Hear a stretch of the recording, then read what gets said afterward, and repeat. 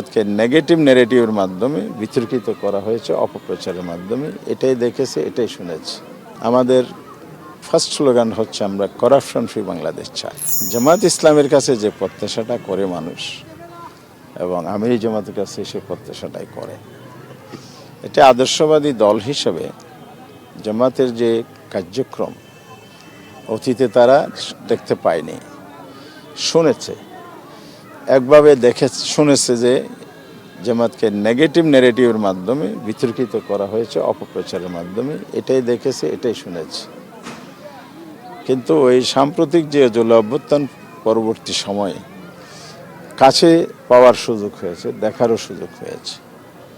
ফলে আগের ন্যারেটিভটা আর মানুষ বিশ্বাস করে না। প্র্যাকটিক্যালি যেটা দেখে এটাই মানুষ লালন করে, ধারণ করে।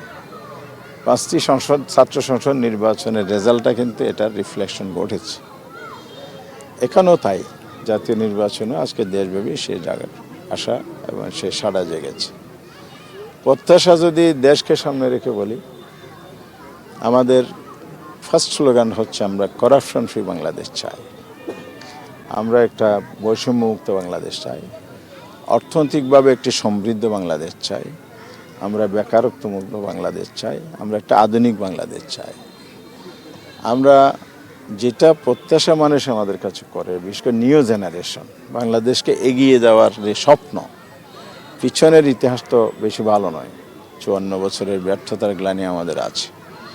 সেই জায়গা থেকে জাতীয় জুলাই সনদ, যেটা রেফারেন্ডামের মাধ্যমে 12 তারিখের নির্বাচনের দিনেই পাস হবে, হার ভোটের মধ্য দিয়ে আমরা আশা করি।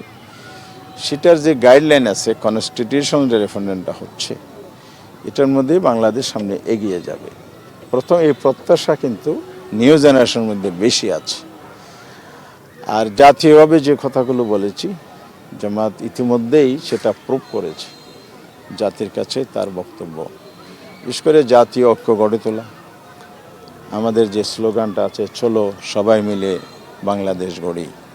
এই সবাই মিলে বাংলাদেশ গড়ার একটা স্বপ্ন, এটা জাতির প্রত্যাশার এর মধ্যে দিয়ে প্রতিফলিত হবে। আর স্থানীয়ভাবে একটা ইস্যু, বড় ইস্যু আছে, সেটা হলো আমাদের মহেশখালী মাথারবাড়ি ঘিরে যে মাস্টার প্ল্যানটা তৈরি হচ্ছে, এটা আমরা সবাই জানি। এটা জাতীয় প্রজেক্ট, 4 পিলার প্রজেক্ট বলছে বর্তমান চিফ অ্যাডভাইজার।